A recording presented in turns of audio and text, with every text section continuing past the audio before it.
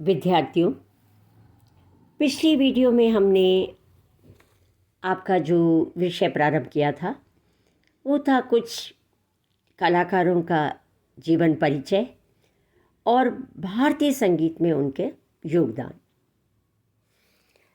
इसके अंतर्गत हमने दो मूर्धन्य कलाकारों की जीवनी पर चर्चा की थी, जिसमें कि पहले ही थे उस्ताद अमीर खां साहब, जो कि इंदौर घराने के भी बहुत प्रतिनिधि कलाकार रहे,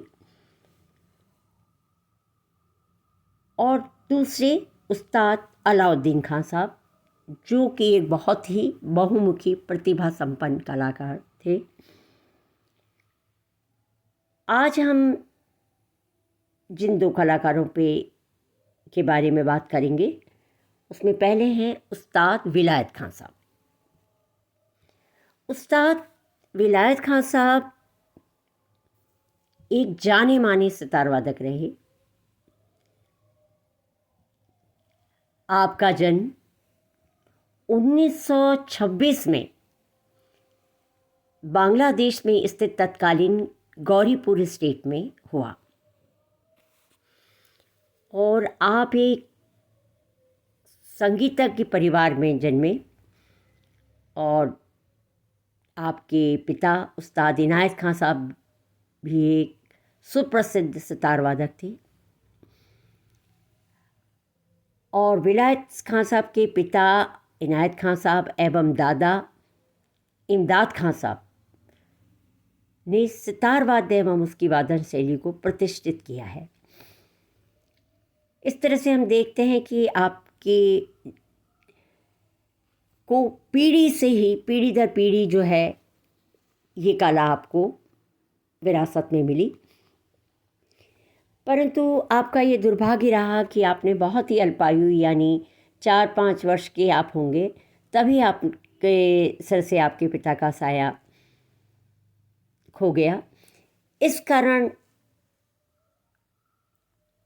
आपको बहुत आर्थिक संकटों से गुजरना पड़ा। फिर आप अपनी माताजी के साथ कलकत्ता से दिल्ली आ गए, पर आपकी माँ जो कि खुद एक बहुत अच्छी संगीतज्ञा थी, उन्होंने आपको बहुत संबल प्रदान किया और आपको 10-10, 12-12 घंटे तक सितार का अभ्यास कराया। इस तरह से आपकी बचपन से ही सितार में जो है वो बहुत नींव पक्की हो गई। उसके पश्चात आपके नाना उस्ताद बंदे हसन खां साहब ने आपको गायन एवं सुर बहार की तालीम दी। आगरा घराने के उस्ताद फैयाज़ खां साहब से भी आपने बहुत ख्याल सीखे। इसके साथ ही रामपुर के उस्ताद मुश्ताक हुसैन खां साहब, इंदौर के अमीर खां साहब एवं ध्रुव तारा जोशी जी का भी मार्गदर्शन आपको समय समय पर मिलता रहा। इस तरह इतने बड़े बड़े कलाकारों का सानिध्य आपको मिला, तो आपने भी अपनी लगन और उससे सितार में अपना एक महत्वपूर्ण स्थान आपने बना लिया। तो अब भारतीय संगीत को आपकी देन क्या रही? आपने बाल्यकाल से ही संगीत के कार्यक्रम देने प्रारंभ कर दिए थे और एक बार जब 1944 में बम्बई में एक बहुत बड़ा कार्यक्रम आयोजित हुआ था, जिसमें कि बहुत बड़े बड़े कलाकारों ने शिरकत की। उसमें उस्ताद फैयाज़ खां साहब गायक, बुंदू खां साहब सारंगी वादक, गुलाम अली खान साहब प्रसिद्ध गायक और अहमद जान थिरकवा तबला वादक, इतने बड़े बड़े कलाकारों के साथ आपको भी आमंत्रित किया गया, परंतु आपने उन सब के बीच अपनी एक सितार वादन की एक बहुत उत्कृष्ट प्रस्तुति दी। इस तरह से आपका सिक्का जो है, वहाँ कहना चाहिए कि वहाँ आपने अपना सिक्का मनवा लिया और परिणाम स्वरूप भारत के बड़े बड़े सम्मेलनों में आपको आमंत्रित किया जाने लगा। और सिर्फ देश ही नहीं वरन विदेशों में भी आपने रूस, Burma, England, Switzerland, France, Italy, Africa आदि में अपनी सितार की प्रस्तुतियों से सबको मंत्रमुग्ध कर दिया। विलायत खान साहब का जो सबसे बड़ा योगदान है सितार के क्षेत्र में, वो है गायकी अंग की प्रधानता। सितार में एक तो तंत्रकारी अंग होता है जो कि मिज़राब के बोलों से बजता है, दूसरा गायकी अंग। तो आपने सितार को गायन की भांति सुरीला बनाने की दिशा में बहुत महत्वपूर्ण कार्य किया। इससे पूर्व आपके पिताश्री आदि जो थे वो अपनी वादन शैली में तंत्रकारी यानी मिज़राब के बोलों का अधिक प्रयोग करते थे। अच्छा, अब सितार जैसे वाद्य में गूंज उत्पन्न करने हेतु आपने उसमें मींड़ का प्रयोग शुरू किया और सितार के एक पर्दे पर आपने 5-5 स्वरों की मींड़ का प्रयोग शुरू किया और उसके साथ ही मींड़ में को गले जैसे खटके, मुर्की आदि से आपने उसमें उनको प्रयुक्त करने से उसका आपने एक सितार को जो है एक अलग ही आकर्षक रूप प्रदान किया। और क्योंकि ये सितार जैसे वाद्य में गायकी अंग को बजाना बहुत ही मुश्किल कार्य है, क्योंकि सितार जैसे वाद्य पर गले सी हरकत निकालना ये आसान काम नहीं है, पर सितार में गायकी अंग को लाना ये आपका बहुत ही निसंदेह बहुत बड़ा योगदान है। और आपके वादन में हमें गमक की खूबसूरती मिलती है, तो साथ ही सपाट तान भी आप आसानी से बजा लेते थे, यानी मंद्र, मध्य तार, अति तार में भी आप एक तान को सपाट रूप में लेके इतनी आसानी से बजा लेते थे कि जो कि बहुत ही मुश्किल काम है। और पर आपने इतना अधिक रियाज़ किया हुआ था तो वो आप इतने मुश्किल काम को आप बहुत ही आसानी से कर लेते थे। और विलायत खान साहब गायकी अंग से ही आलाप जोड़ के बाद गत और फिर झाला बजाते हैं, और गत को भी आप मुख्यतः बंदिश के अंदाज में प्रस्तुत करते हैं, यानी जिस तरह से गायकी की बंदिश प्रस्तुत की जाती है उस अंदाज से आप गत को भी प्रस्तुत करते हैं।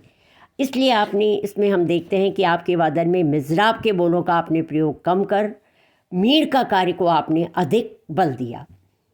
दरबारी कांढ़ा, यमन, बागेश्री, मियाँ मल्हार, तो झिझोटी, खमास, देस आदि अनेकानेक राग ऐसे हैं जो कि आपके वादन द्वारा बहुत वो राग भी बहुत प्रसिद्ध हुए और बहुत ही लोकप्रिय हुए। और इसके साथ ही आपको ठुमरी वादन में भी आपको दक्षता प्राप्त है, तो आप ठुमरी का बजाते बजाते आप उसके साथ ही उसका गायन भी करते थे और उतना ही सुरीला आप गाते भी थे। आपने इसके साथ ही कई फिल्मों में भी संगीत निर्देशन का कार्य किया है और आपकी शिष्य परंपरा और वो भी बहुत लंबी है, और उसमें आपका मुख्यतः आपके पुत्र सुजात खान साहब, पंडित अरविंद पारेख, कल्याणी रॉय, उस्ताद रईस खान साहब, काशीनाथ मुखर्जी, बिंदु झवेरी, अमृत खां आदि कई नाम जो हैं आपके शिष्यों में शामिल हैं। और परंतु दुर्भाग्य से फिर ये संगीत का ये महान साधक ने सन 1999 में अपने प्राण जो हैं त्याग दिए, और आपके जाने से भी संगीत जगत में एक को ये आपका जाना भी एक निसंदेह एक बहुत ही अपूर्णीय क्षति रही।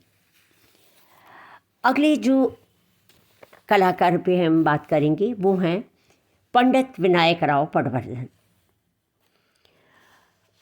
आप ग्वालियर घराने के एक प्रतिनिधि कलाकार थे एवं पंडित विष्णु दिगंबर जी पलुस्कर जी के आप सुयोग्य शिष्यों में जाने जाते हैं। आपका जन्म 12 जुलाई 1898 में मिरज में हुआ और संगीत की प्रारंभिक शिक्षा आपने अपने चाचा केशवराव पटवर्धन जी से प्राप्त की। फिर 1907 से आप पंडित विष्णु दिगंबर जी के सानिध्य में आ गए और फिर आपने उनसे ही विधिवत अपनी शिक्षा प्राप्त की और इस बीच आप अपने पूज्य गुरु के साथ ही कई स्थानों पर घूमे फिरे और अपने कार्यक्रम भी आपने उन्हीं के साथ कई जगह प्रस्तुत किए और फिर उनकी ही आज्ञा से आपने गांधर महाविद्यालय की बम्बई, नागपुर एवं लाहौर शाखा में आपने प्रारंभ करके आपने वहाँ अध्यापन कार्य भी किया और आपने बाल गंधर्व नामक नाटक मंडली में भी काम किया, परंतु ये बात आपके गुरु को पसंद नहीं थी। इस कारण आपने उनका मान रखते हुए इस नौकरी को आपने छोड़ दिया और 1937 में गांधर महाविद्यालय की आपने एक शाखा पूना में स्थापित की और फिर आप अनवरत उसी की सेवा में लगे रहे। देश के विभिन्न संगीत सम्मेलनों, आकाशवाणी द्वारा आपके कार्यक्रम समय समय पर प्रसारित होते रहे। आपकी कई आकाशवाणी एवं व्यावसायिक रिकॉर्ड्स भी बने हुए हैं और विशेषकर आपका राग जयजयवंती का रिकॉर्ड और इसके साथ ही आपको तराना गाने में भी निपुणता हासिल थी और तबला वादक के साथ लड़न भिड़न एवं लयकारी में भी आपको महारत थी। आपका जो एक महत्वपूर्ण योगदान रहा है संगीत में वो आपकी पुस्तक राग विज्ञान, जो एक बहुत आपकी उपलब्धि है, जिसमें प्रचलित और अप्रचलित रागों की बंदिशें हैं और यह पुस्तक जो है 8 भागों में है। 1965 में आपको संगीत नाटक अकादमी की फेलोशिप मिली, तो 1975 में पद्म विभूषण की उपाधि से आपको विभूषित किया गया और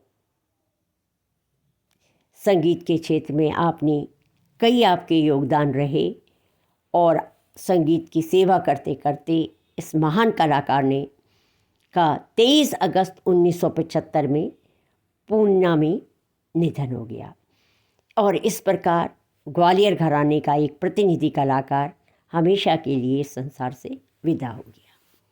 थैंक यू।